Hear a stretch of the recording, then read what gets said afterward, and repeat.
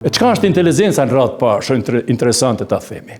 Aftësia e njeriut për të gjetë situata të reja mund definohet jetë një nga definicionet e mundshme të inteligjencës.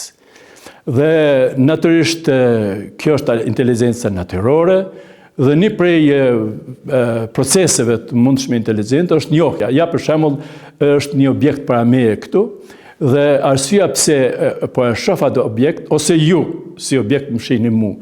Arsyeja pse më shihni nga se drita i merr informacionet prej fytyrës ime dhe i bart atje te syri juaj, vinë retinën e syrit juaj, në pjesën laterale në korteks dhe përpunohet dhe rekognisohet atje. Kjo është një proces që quhet rekognisim apo njohje. Është lami shkencor procesi i rekognisimit, por që realizohet edhe me inteligjencë artificiale. Këtë e ka zbuluar David Cassisen si zbuluesi i kompjuterit optik. Prandaj kompjuteri që ka fjalë kyçe.